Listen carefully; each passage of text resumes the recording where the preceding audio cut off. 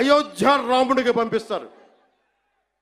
దేశ ప్రతిపక్ష నాయకుడు అయోధ్య రామాలయాన్ని ప్రారంభోత్సవాన్ని నాచ్ గానా నాచ్ గానా నాచ్ గానా సభగా చెప్తారాయన. మా మనోభావాలు దెబ్బతిన్నావు. When the honorable opposition leader Sri Rahul Gandhi says Ayodhya ceremony, when he compares to it as a Nachigan Sabha, none of the Sanatani Hindus should not get hurt. We have to be happy about it. And you want the votes of all the Sanatani Hindus to get into the power, to be a political leader, to be in the opposition. And you want all the votes of Sanatani Hindus. But you don't respect Lord Rama. You might hate Modi ji. You might hate us. But don't you guys dare to talk about Lord Sri Rama.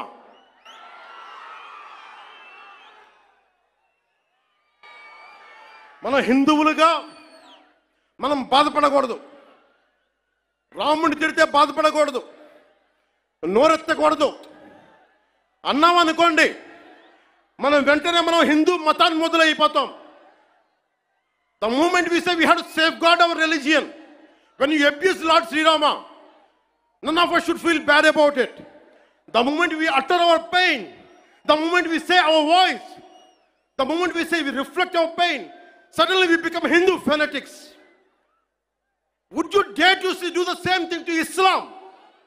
Do you have the same thing to do Christianity? No, you won't do it. Because Hindus are a docile society. They believe in karma. Let the God punish them. Let me tell you, we are deeply hurt.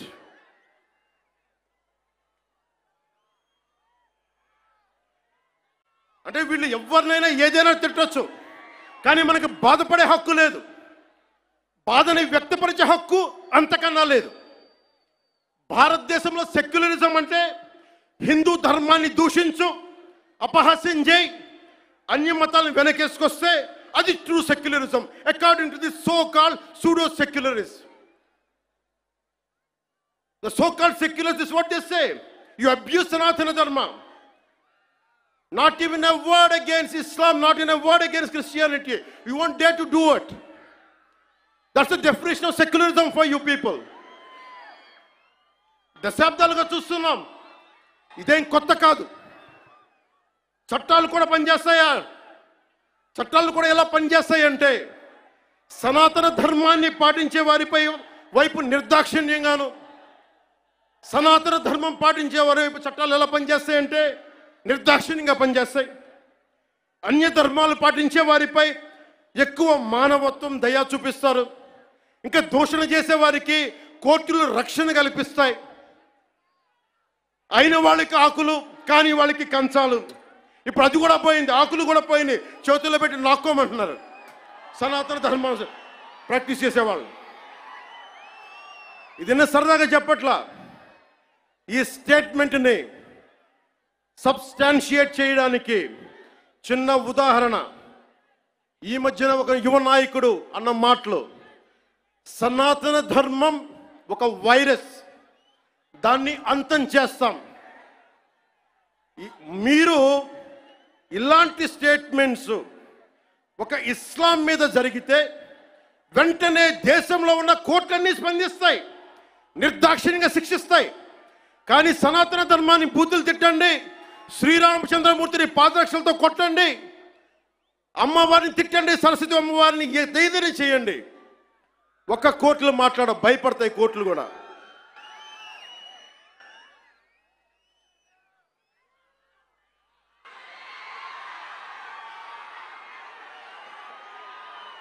This is a classic case of justice. Law applies weakly to the strong and strongly to the weak. This proves majority means not necessarily strength. It could be a weakness also. Because secularism is one way, not two way, according to the so-called pseudo-secularists. మెక్కాలే ప్రవేశపెట్టిన 18వ శతాబ్దంలో మెక్కాలే ప్రవేశపెట్టిన cultural imperialism, I repeat, cultural imperialism initiated by మెక్కాలే. వీళ్ళందరూ సనాతన ధర్మాన్ని తిట్టే so call who abuse Sanatana Dharma. You are the descendants of Macaulay. సాంస్కృతిక సామ్రాజ్యవాదం, cultural imperialism, ఇంకా రాముణ్ణి సనాతన ధర్మంపై దాడి చేసే వాళ్ళలో ఇంకా వెల్లురుకుంటూనే ఉన్నాయి. ఈ కల్చరల్ ఇంపీరియలిజం ఇంకా చిగురులు తొడుగుతూనే ఉన్నాయి. సనాతన ధర్మం మీద, హిందూ దేవతల పైన దాడి చేసే సెక్యులరిస్టులకి అగ్రరాజ్యాల్లో ఉండే in God we trust, God save the king, so help me God అని రాసే పశ్చిమ అగ్రరాజ్యాలు కనిపించవు. మిడిల్ ఈస్ట్లో ఉండే ఇస్లామిక్ దేశాలు, ఆసియా ఆఫ్రికాలో ఉండే ఇస్లామిక్ దేశాలుగా మేము ప్రకటించుకుంటున్నాం. మాది ఇస్లామిక్ రాజ్యాలను ప్రకటించుకుంటే ఈ సూడో సెక్యులరిస్టులకి అవేం కనిపించవు.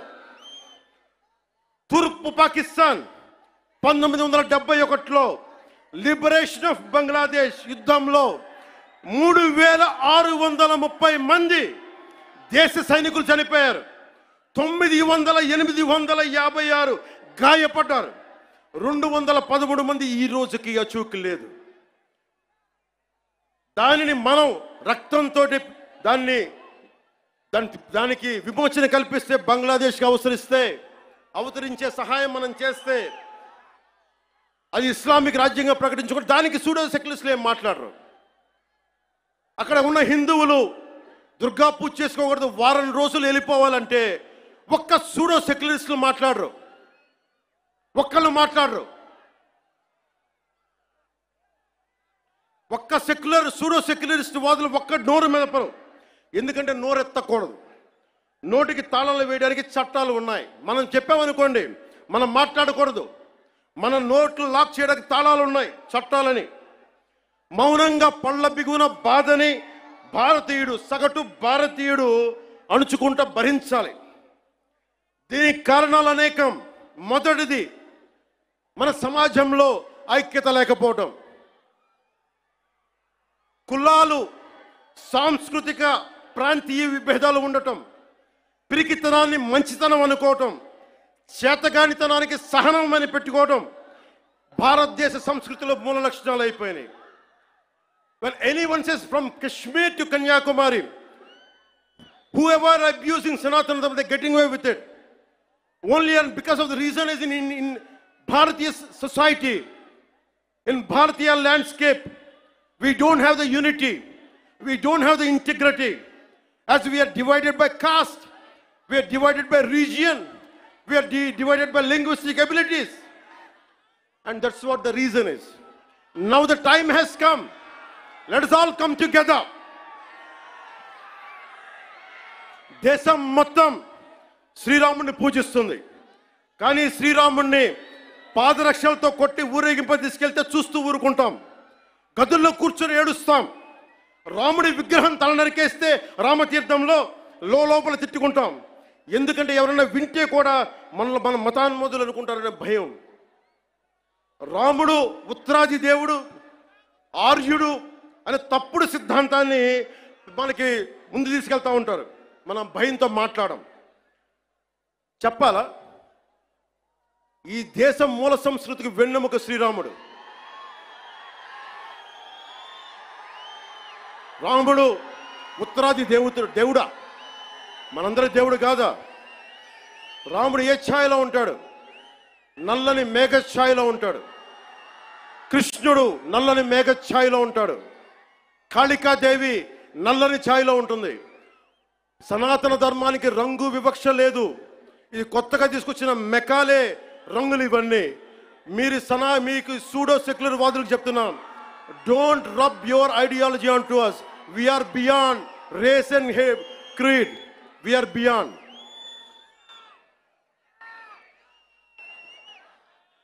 இங்க நிறைய தமிழ் பேர் இருக்காங்களா? தமிழ்ல சொல்றேன். தமிழ்நாடு ஒரு நாயக்கர் சொல்றாங்க, சனாதன தர்மம் கம்ப்ளீட்டாக ஒரு வைரஸ் மாதிரி அதை நாங்கள் நாச பண்ணணும் சொல்கிறாங்க. இதை ஞாபகம் வச்சுக்கோங்க. Whoever said this, let me tell you, sir, you cannot wipe out Sanatana Dharma. I will tell you why. By the end of my speech, I'll tell you why you cannot wipe out Sanatana Dharma. If anyone tries to wipe out Sanatana Dharma, let me tell you, from the feet of Lord Balaji, you will be wiped out.